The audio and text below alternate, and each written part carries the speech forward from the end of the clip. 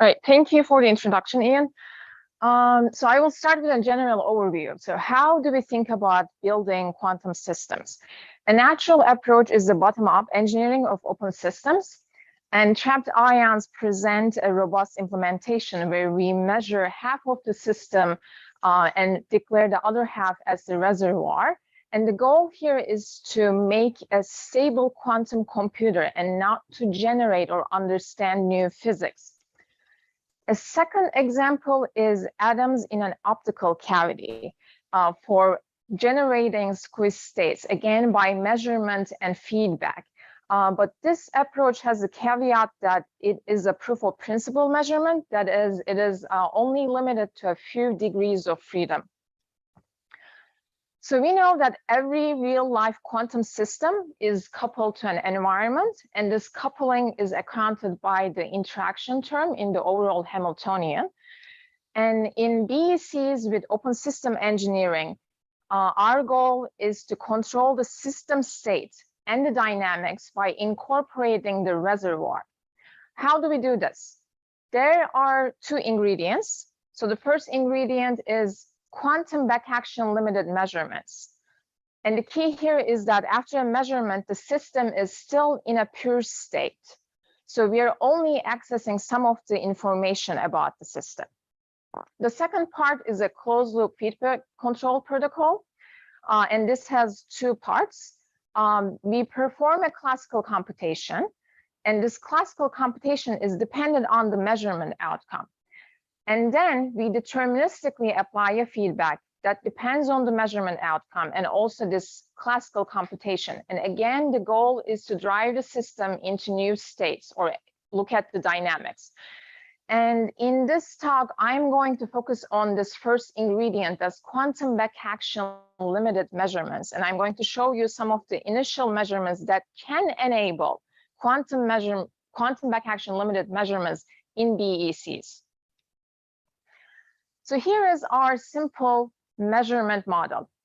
Our system is a rubidium-87 BEC, and the reservoir is empty electromagnetic field modes that can be occupied as we shine far-detuned laser light onto the system. The system and the reservoir are coupled by the AC Stark shift Hamiltonian. So the system and reservoir at this stage are entangled. And then the coupled system reservoir evolve according to the time evolution operator. In the next stage, we make a measurement. A natural approach is to trace over the degrees of freedom. This is the master equation. An alternative approach, which is what we use, is the generalized quantum measurement schema. So as shown by the schematic, we have a pulse detection scheme that incorporates the 4-pi steradians. So we make a projective measurement on the scattered light, but we only gain partial information on the system, that is the state of the wave function of the rubidium BEC. And this is described by the Krauss operator. So in this state, the system wave function evolves deterministically by random quantum jumps. Again, these are described by the Krauss operator. And when we average over the degrees of freedom, this is going to get into the master equation description. What we do here is we are focusing onto the scattered light as a quantum measurement, as gathering information on the system. And we will show down the road that there are two parts, physical mechanisms in the scattered light. So the first part is the expectation value of the density, and this can be framed as a classical scattering event. And a second component, a second physical mechanism, derives from the quantum fluctuations of the system. And this gives rise to the spontaneous emission. I think partial information about the state of the atom. What information do you get? What information don't you get? That's going to come forward. Okay. I think I'm getting questions at the end. Is that right? But let's get the questions at the end. Is that good? Yeah, because you're going to understand more as I go through. Okay. Yeah. So how are we going to measure the change of the wave function? So that is the quantum back action on the system. So what we use is a Ramsey interferometer, and I'm going to start with the idealized case for this measurement principle. So in the first part, we apply a pi/2 pulse. Did I go back first? Okay. We apply a pi/2 pulse, and then this is going to drive a rotation along the y-axis. The second part is the partial measurement that's going to happen, and there are two components. The first part is going to be the AC stock shift. This is this phi component, and then the second part is spontaneous emission that is going to give rise to the back action on the system. And lastly, we apply the second pi/2 pulse. The second pi/2 pulse is shifted in phase by delta phi p compared to the first pi/2 pulse. And then at the end, we probe the loss of coherence between these two levels by making measurements in time of flight and looking at the fractional population in the second level, that's in G2. So the scattered light is measuring the atoms to be in state G2. So we did the experiment, and then the first thing we observed was a phase shift. So here in the first part, this blue line that you see, these are the Ramsey cosinusoidal oscillation. This is without the light. So in the Ramsey scheme, there's no light shine, so you do not see any phase shift. And then this red part is we have light between the two pi/2 pulses, and this phase shift is due to the AC stark shift on the second level, the G2 level. Then what we do is we repeat this measurement by varying the intensity of the light that we shine. So this is the ISAT parameter here. And to actually increase our precision, we repeat this at different detunings. This is delta bar, different detunings from the resonance between these, the GE resonance. And so this is kind of a part for the experimentalists in the audience. This method provides a direct measurement of the differential phase shift that is acquired on level G2 during the free evolution in the Ramsey interferometer. So here is our actual imaging setup. So this red light is the far detuned laser light that is causing this phase shift on the system. And this part is the main imaging system. If you were to directly detect the scattered light, this is what we will be using, but this is actually not what we use. So we do not look at the information gathered on this part. As I said before, we do time of flight detection and look at the associated back action on the system, on the post-measurement state. So this way of looking at the differential phase shift, it provides a primary calibration of the laser intensity, that is this ISAT value. So usually for the experimentalists, it is hard to directly measure the ISAT. We usually do indirect measurements because, as you can see in this diagram, our BEC is in vacuum. So the second phenomena that we observed is the reduction in the contrast. So again, what we do is we do stronger measurements, and as we increase the measurement strength, we see that the Ramsey contrast is reduced. So let's look at the equation for the fractional population. The contrast is given by this parameter A. So basically performing a fit, you can extract the contrast parameter A. But what does it mean physically, this contrast? So the contrast is probing the loss of coherence between these two states. And basically what it is the scattered light is measuring the atoms to be in the detected spin state. Again, for the experimentalists, we are in the far detuned limit. So that means the spiradiance effects are not taking place. So let's go back to our detection model and actually understand what this contrast means in terms of the detection model. So I'm going to be in the limit that at most one photon is going to be scattered. So before I gave you a simple version of the Krauss operator. So here is the more involved Krauss operator we have. Let's look at it term by term. So this term gives the coupling strength between the system and the reservoir. And then the NF term is the the Fourier components of the atomic density. And then as we look at the cross operator, you could actually term it as it gives you the change in the system, but it also gives you the excited state occupation probability. So this is the key part of the cross operator that we would like to look at. And when we normalize go to normal order for the atomic density Fourier components, we can get to the scattering probability for a BEC in the condensate mode. So I'm specifically focusing on the BEC that's in a condensate mode. So this is our scattering probability. And there are two terms for a BEC in the condensate mode. So the first term, that is the collective scattering from the global density distribution. And this gives us the small angle forward scattering. The second term, which is what we are kind of interested in this talk, is that is a scattering from the quantum fluctuations of the system. And for a BEC in the condensate mode, this gives rise to spontaneous emission. And this is directly related to the reduction in the Ramsey contrast. So that is what we will be probing. But how can I relate this to what I measure in the experiment? So I'm focusing on the spontaneous emission part. So this is the scattering probability only for the spontaneous emission. And here, the key part is that we're going to write this in terms of an overall measurement strength. And I want to relate this measurement strength to what I do in the experiment. So this G term is the measurement strength that I will be showing you results with. And it is in terms of three experimental parameters. So there's the detuning. I told you that we are making dispersive measurements with far detuned laser light. There's also the intensity of the probe beam, and there's also the pulse time, which is the measurement time. That is the interaction from minus Tm/2 to the Tm/2.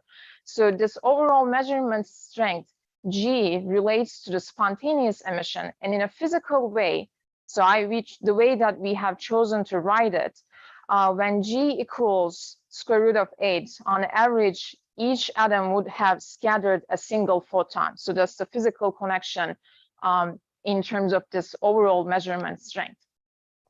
So before I showed you the idealistic measurement model. So here is the ideal Ramsey interferometer. So we did the experiment, and this black line is what is expected from the theory we just went over. And these lines, the magenta line is best fit to the experiment, and you see that there's excess reduction in the Ramsey interferometer contrast. We have a realistic experiment. So that means there are actually multiple other mechanisms. These are unwanted systematic mechanisms that give rise to the Ramsey contrast suppression. And there are three primary effects. So the first one is the losses due to photoassociation effects.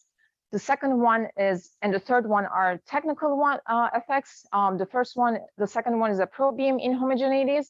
And the third one is a weak lattice that results from the weak probe reflections.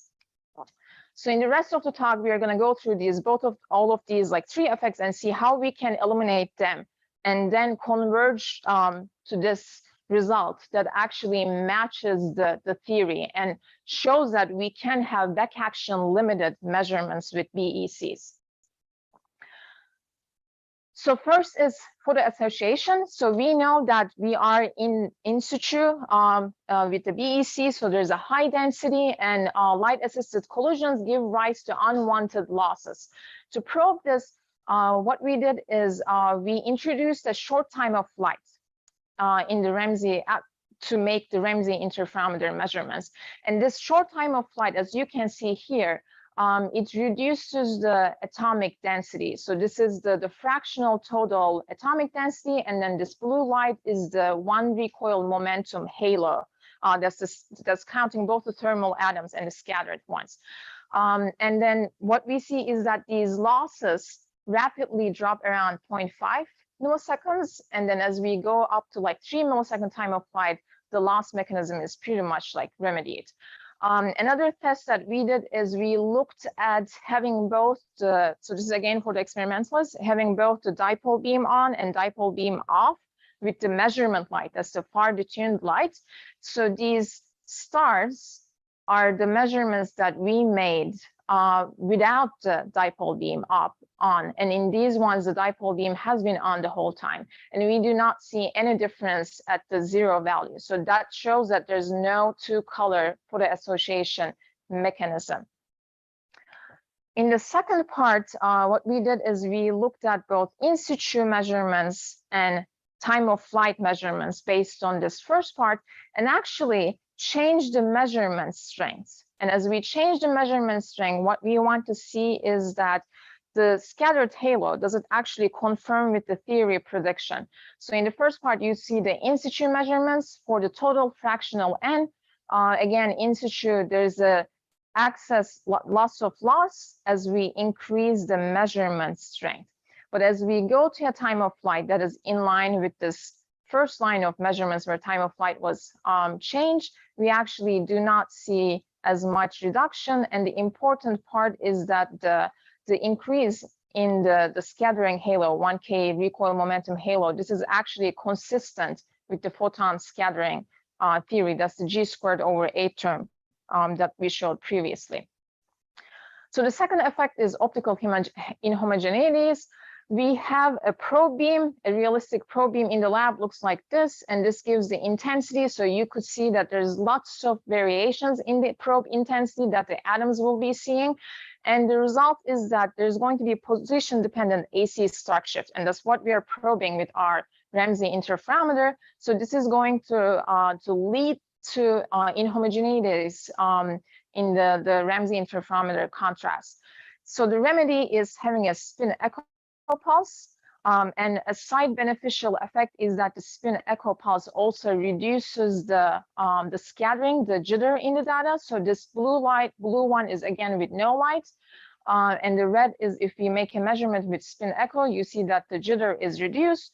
And then we make this in time of flight because we also know there's photo association losses, and you see that there's increase in the contrast. However, this is not enough to converge to the theory and get to the regime where we have back action limited measurements. So in this top one, I have the ideal Ramsey interferometer.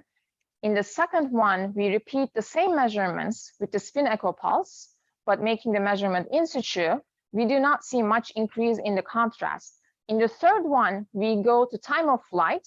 Based on our previous measurements, we know that 2 milliseconds should be reducing the photo association losses.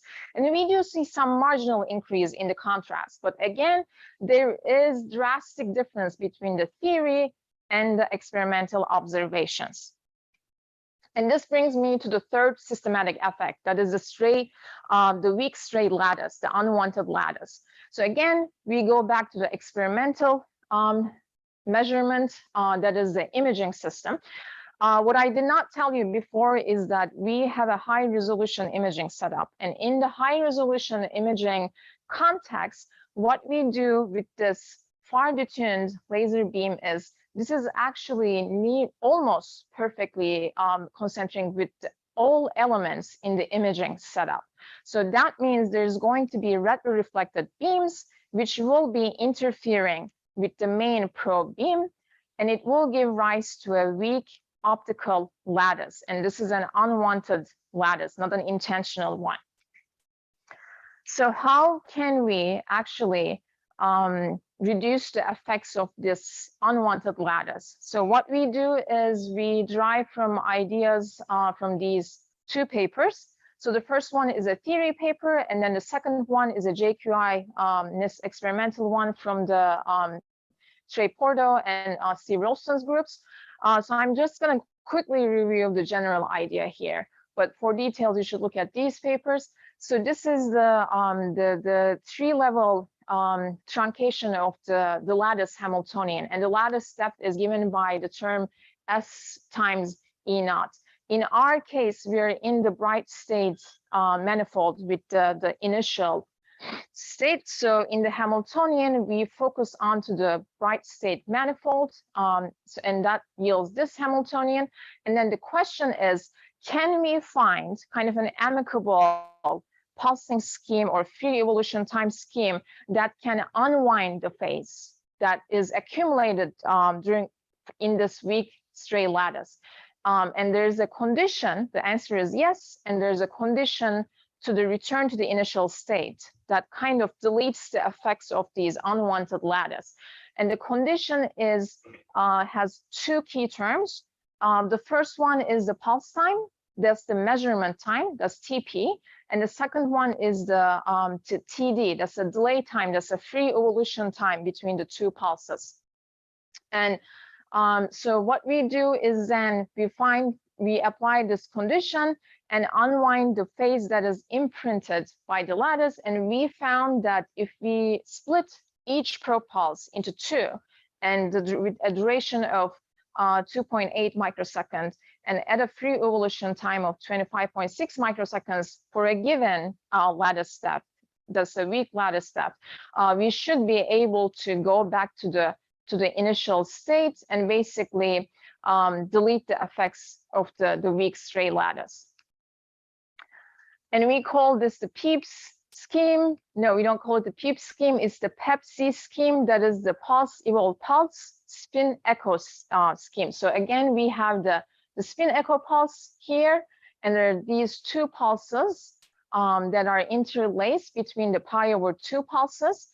So on the left, what you see is a gradual increase in contrast as we remedy each of these systematic effects. So the first one, the blue, is the Ramsey interferometer. That's a horrendous one that really does not agree with the theory.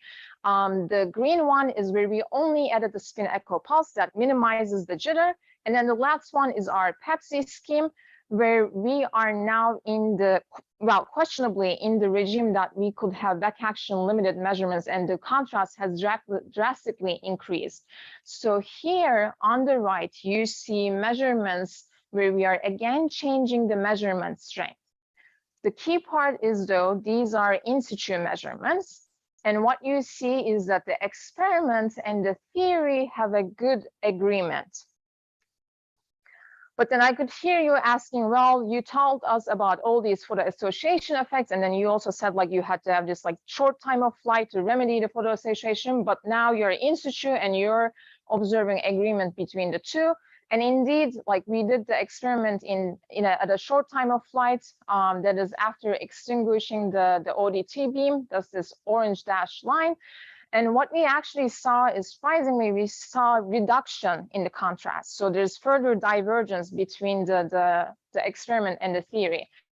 And we kind of attribute this to the changes in the optical intensity profile as the atoms are falling down. So at the end, this in a way compromises our PEPC scheme, and we see divergences from the theory.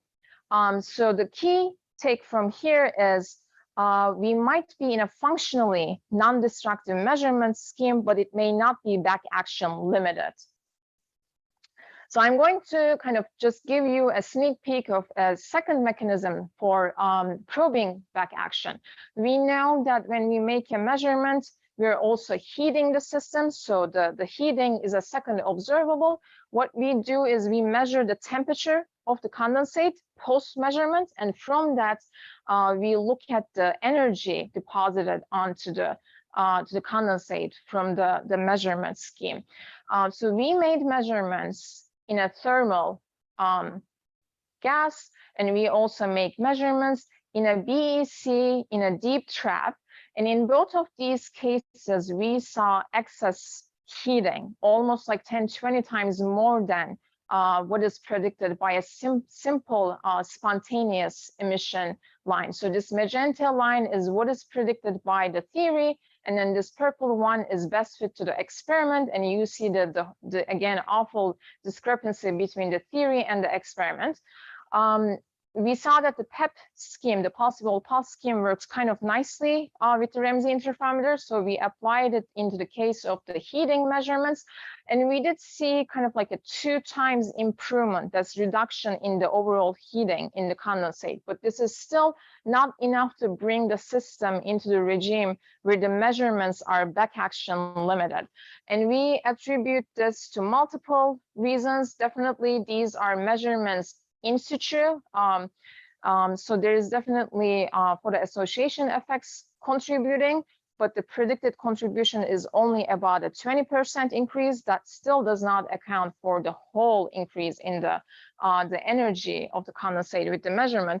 A second part, which can be giving rise to more drastic divergences between the theory and the experiment, is how we are actually measuring the temperature. Measuring temperature is in a way notoriously difficult, and the measurement we made in situ may not be as accurate. And what we are actually quoting here as the experimental measurement might be actually overestimating the temperature and giving rise to discrepancies in the energy difference between the experiment and the theory. So you could look at for the details on this recent archive post that was just made this morning. So I will conclude with a summary of the key results. So we looked at the quantum back action of measurements that was made with a far-detuned laser beam on a BEC, and the main conclusion is that functionally non-destructive measurements can be far from back action limited in a many-body system. We also presented a simple measurement model with reliable predictions that actually match and predict what we will be seeing when we are in a regime where the measurements are quantum back action limited. But I want to give you kind of the taste of the next steps. So the next question is actually detecting the back action. That's actually detecting the scattered light. One way of doing this is using phase contrast imaging. This is a homodyne detection method. So it's basically an interferometer that looks at the light that is diffracted by the atoms and not diffracted. And then we have already done some work towards this. Part of the difficulty on detecting back action limited measurements is having a high resolution imaging system. What we do, so that means that you need first low optical losses, and in the second part, you want to have really well control over your aberrations in the system. And this is kind of related to how we could detect and directly probe the quantum back action that results from this measurement. And this will be making repeated weak measurements of the same condensates. And here the idea is to look at the correlations from one measurement, because when you do a measurement that's going to be imprinting quantum back action on the system, and you make a second measurement, the quantum noise is already there. So correlating these separated, repeated phase contrast imaging measurements, we could get a direct measurement of the back action on the system from the first measurement. And we made some preliminary measurements looking into the correlations, but the ones that I'm showing you here is the correlations based on the same measurement. But the idea is that we will be looking at the noise that is in the numerical aperture limit in the Fourier space. So I would like to conclude by thanking my advisor, Ian Spielman. Thank you.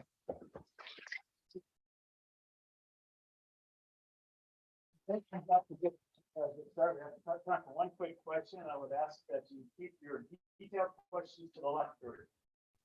Okay, now. So usually what we do is a projective measurement, and actually all measurements are projective measurements. But then when you make a measurement, what do? You collapse the system. So instead wave function change, that's your back action. And as I'm doing a weak measurement, what I'm doing is you're kind of not collapsing the wave function. That's why I was saying in a quantum back action limited, after a measurement, you have a pure state. But then the trade-off is you're not getting as much information on the system. I'm so confused. Okay. Okay. Oh, sorry. Okay, thank you very much. Again, you can have more detailed questions at lunch. So our second speaker now is Hossein Dehghani, which I'm not pronouncing properly, and I'll let him introduce what he is going to do. Okay. Hello, everyone. I'm Hossein Dehghani. I'm a postdoc at the group of Mohammad Hafizi, and I actually work on the theory side. And today I'm going to talk about this recent work, which is called neural network decoders for measurement-induced phase transitions. This work has been done in collaboration with these people, and actually all of them are now at KITP, visiting KITP, and Ali, who is actually a postdoc who recently went to KITP. So let's just start with some motivation. So in the last few years, we've heard a lot about the fast growth of different platforms for quantum simulators and quantum computers. And while these systems are highly controllable and programmable, they're still too noisy. And we're still far from being able to do full fault-tolerant quantum computation on them. However, using these noisy devices, we can still find some interesting applications, at least at the scientific level.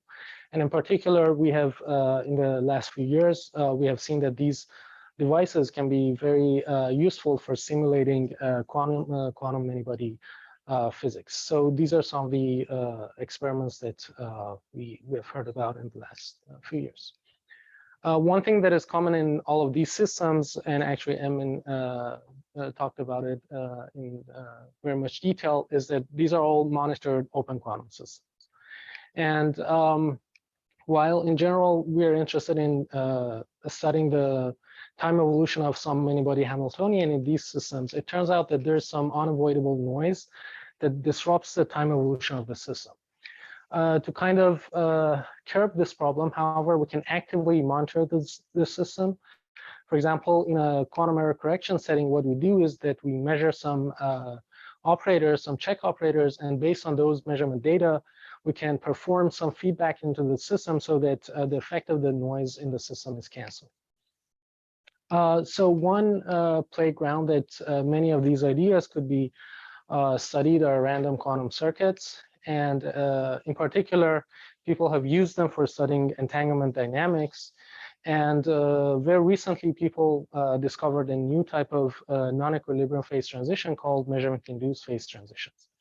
And actually, last year, there was an experiment here at UMD where people in the Crystal Knoll in the group of Chris Monroe, they actually observed this phase transition in a small system. First of all, they observed it in a small system with around 10 qubits.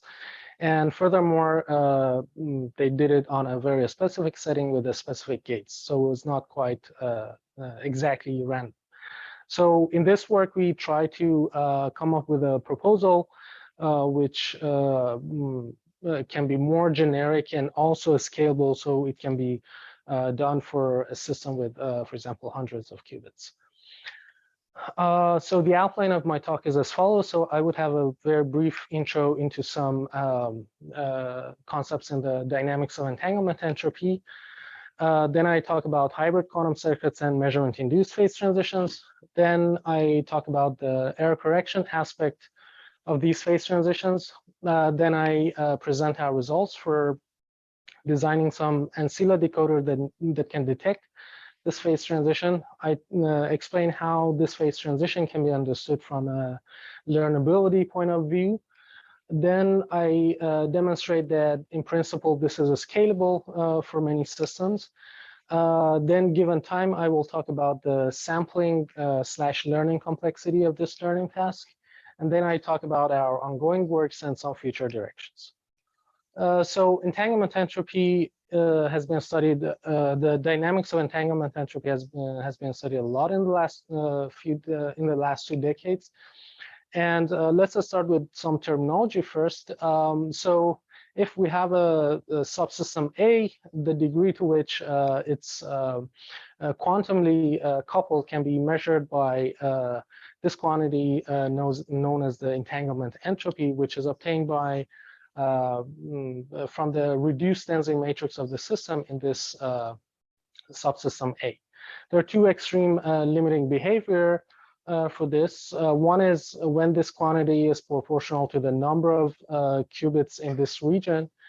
This is called the volume law behavior. And the other case is that it's only proportional to the number of qubits at the boundary of this region.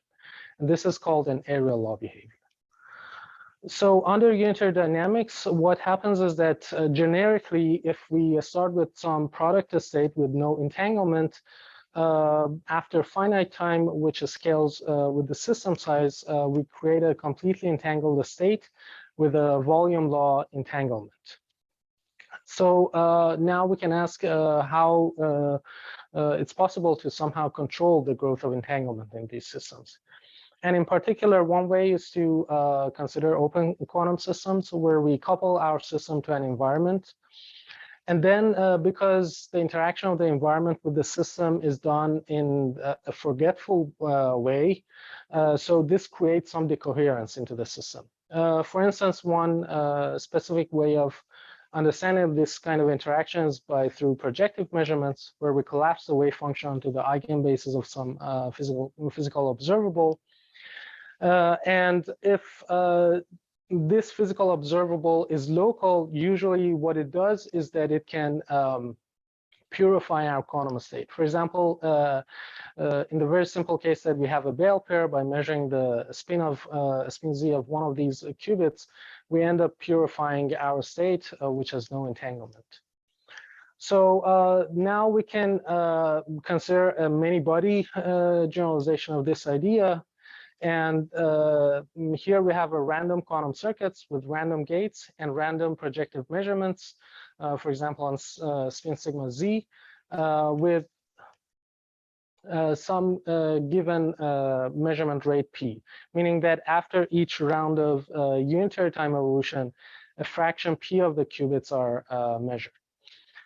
So it turns out that here there's a balanced competition between unitary and non-unitary operations in creating entanglement, in creating and destroying entanglement.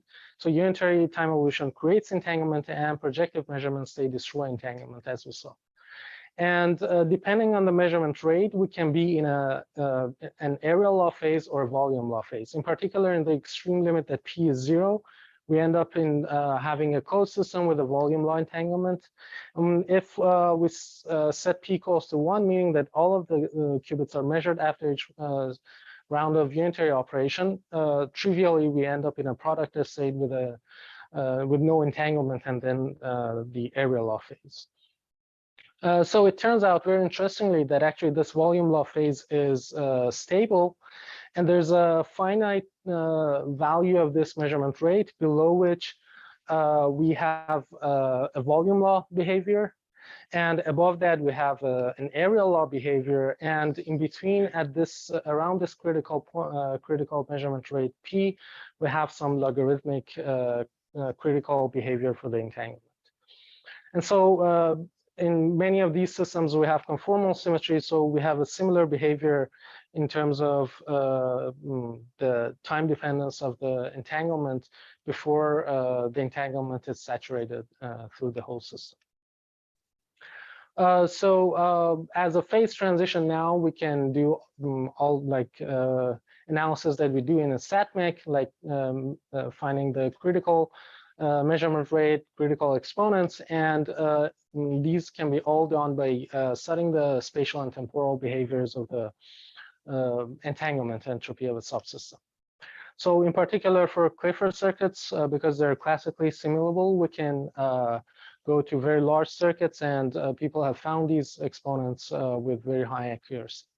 But it turns out that it doesn't, you can actually, this phenomenon is quite universal, and there can be a variety of different forms of these phase transitions in other dimensions with other kind of jump operators and other kind of interactions. And also there could be a continuous in time version of these.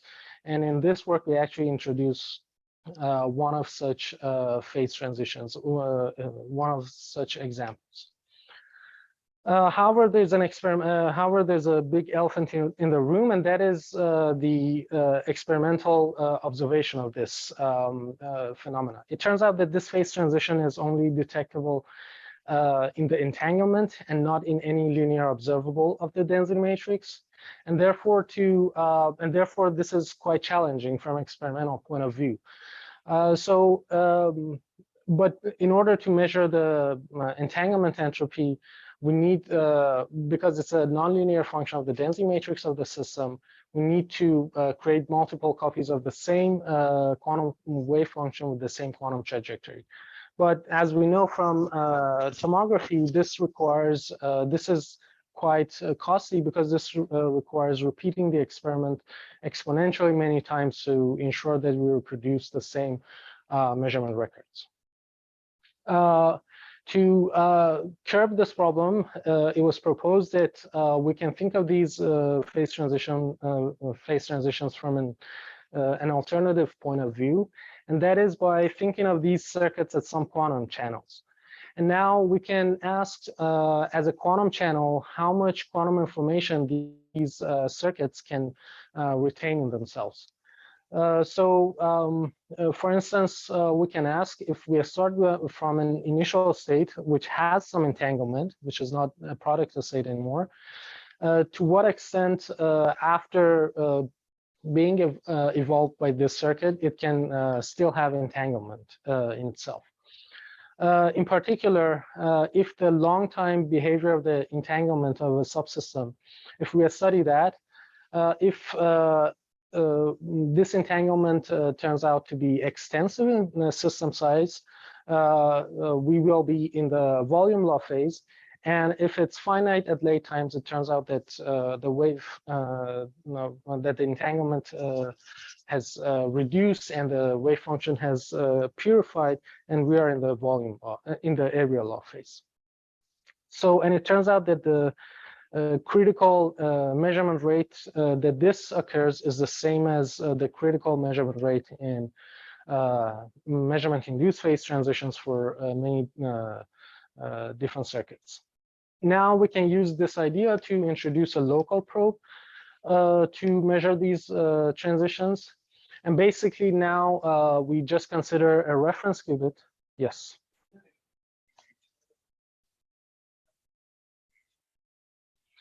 Page's state, like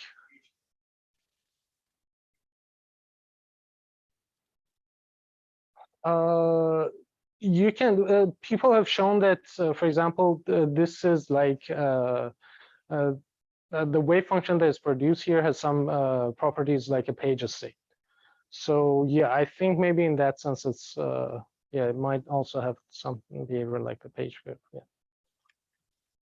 So here we ask. So here the scenario we consider is that we entangle a reference qubit initially to one of the qubits in the circuit, and then we evolve the circuit under the same protocol. So now it turns out that the entanglement entropy of this reference qubit plays the role of some local order parameter. And based on the temporal behavior of this entanglement entropy, we can say whether we are in the area law phase or in the volume law phase. In particular, in the volume law phase, it turns out that this reference qubit stays entangled to the circuit for exponentially long times, while in the area law phase, after a few time steps, which doesn't scale with the system size, it disentangles from the circuit. And also very importantly, it turns out that to determine the entanglement entropy of this reference qubit, there's some effective light cone that we only need to know the measurements inside that light cone in order to determine the density matrix of the reference qubit and its entanglement entropy.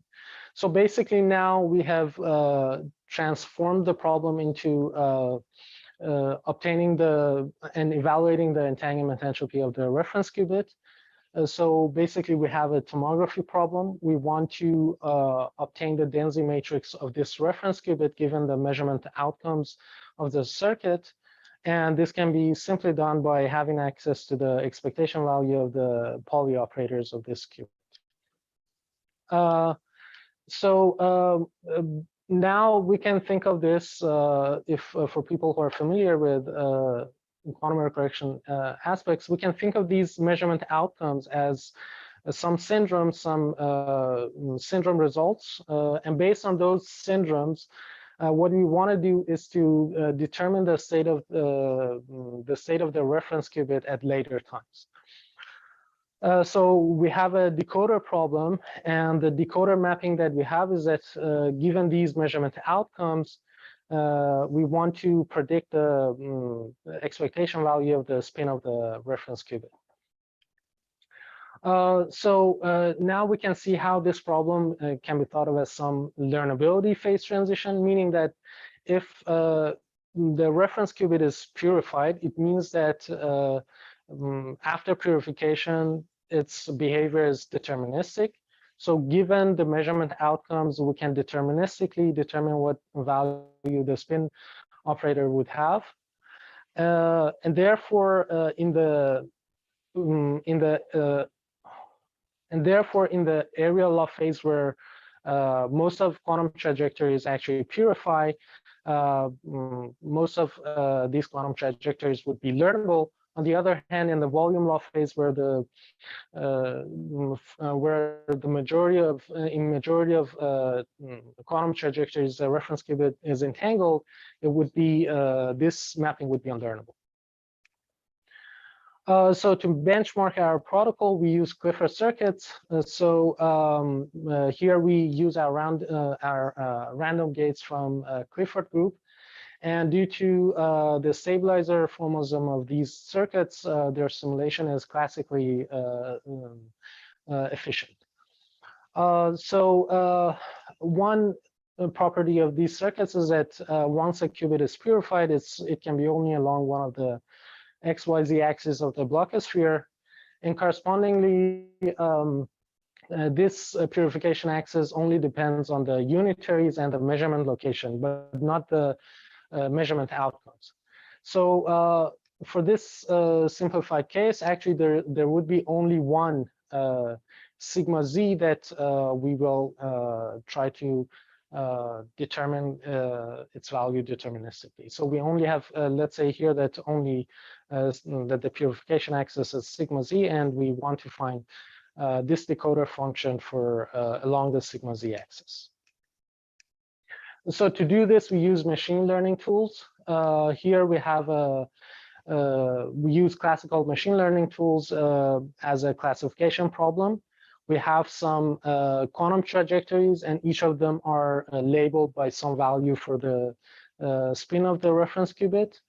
We can use familiar techniques from machine learning. In particular, here we use an algorithm called convolutional neural networks, which have been quite successful in image processing. So why using such an algorithm? The reason is that we can think of this measurement outcomes as some snapshot. So basically, at the locations that we have done some measurement, these would be the values of the measurement. If it can be plus or minus 1 if it's measured, and 0 if it's not measured. So we treat this as an image that we feed to our neural net, and based on that, we try to learn the state of the reference qubit. So this is the concrete learning procedure that we have.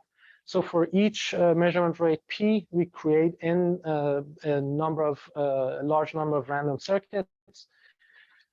For each circuit, we run the circuit until some finite time, which importantly doesn't scale with the system size.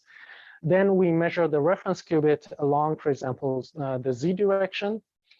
And so then we repeat this experiment many, many times so that we end up with these measurement outcomes and their corresponding labels. We feed them to our neural net, we train our neural net, and then correspondingly, after being trained, our neural net, given some measurement, some set of measurement results, would be able to tell us what is the probability of finding sigma z to be plus or minus 1. Correspondingly, we can find the expectation value of sigma for a randomly generated circuits, and from there we obtain the density matrix and its entanglement entropy. So indeed, we use this to validate our approach and see whether we can find the phase transition properties by this method. So in particular, can we estimate critical measurement rate and critical exponents using this method?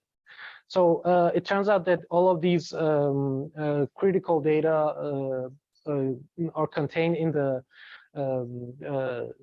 spatial and temporal behaviors of the entanglement entropy of the reference qubit. And here we see the time dependence of the entanglement entropy as a function of time. The dashed lines actually show the the dashed lines show the exact simulations, and the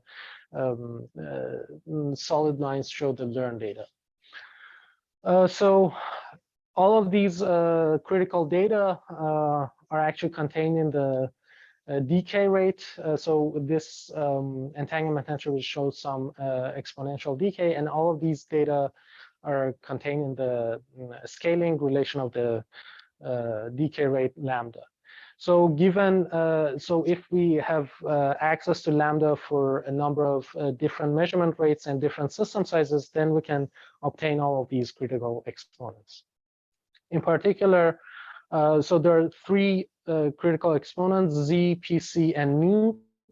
And in particular, we can use some. So we should, in general, we should find these three data simultaneously. However, we can use some a priori knowledge about this conformal symmetry of this phase transition to first fix z at 1 and then find some estimates for pc and nu.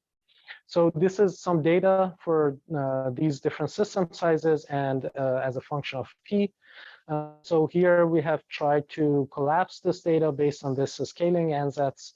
And actually, the results we obtain are quite close to the results coming from exact simulations. To obtain better results, of course, we need to go to larger system sizes, but this is computationally very costly. And also, we need to have more random circuits. So here we demonstrate that actually this approach is scalable, and this follows from the locality of the decoder. In particular, to show this very concretely, one thing we can do is that first we create a large circuit. So this is the large circuit we have, but then we create a smaller circuits which only have gates in that narrow region, and we use the measurement outcomes in those smaller circuits to train our neural nets. Using those, now we make predictions for quantum trajectories coming from the larger circuit. So the width of this narrow region could be, for example, here we have shown some of these numbers. So once the width of this narrow region reaches the width of this light cone, the width of this light cone, effective light cone that emerges in the system, and then we can almost perfectly predict the behavior of quantum trajectories. So indeed, this shows that our approach is scalable. One further result, which is more technical, is studying the sampling complexity of this learning task. Here we ask how many samples actually would be required for efficiently learning this system. So here we try to find the minimum number of required trainings in order to reach an average learning accuracy for a given measurement rate. It turns out that actually this number depends on the purification time. Here we see, so for given p, there's a distribution for purification time of the reference qubit. in particular in the volume law phase, the blue line, most of the trajectories do not purify until very exponentially long times, but in the area law phase, the yellow line, most of them purify in a time of order 1 with the system of order 1. So it turns out that actually there is some exponential behavior. So here, in terms of this purification time, so here what we did was to now consider circuits with whose quantum trajectories purify at a given time, and then we try to find this minimum number of samples for those circuits which purify at the same time. And it turns out that this sampling actually scales exponentially with the purification time. And to some extent, this makes sense because the number of measurements that are required, for example, in the light cone, in the emergent light cone, that scales with the purification time of the system. So we should expect such a behavior. So some ongoing works and some future works related to this are the following things. So the first thing is that we can do this for more general circuits. Here we worked on Clifford circuits, but we can do it for more generic circuits, random Haar circuits. Here, the only difference is that instead of training 1 neural net, we should train 3 neural nets along X, Y, and Z. And then we can obtain like the density matrix using conventional methods in tomography. And another thing that we can do is to study noisy circuits. This is something we're doing with in collaboration with IBM. Another thing is that we can use these decoders for other measurement-induced phase transitions, but in the presence of symmetries, for example, U1 symmetries. And also another interesting aspect is to find some StatMech description for these decoders that we have found. And there's also some relations between the complexity results and this entanglement phase transition that would be interesting to explore in the future. With this, I thank you for listening.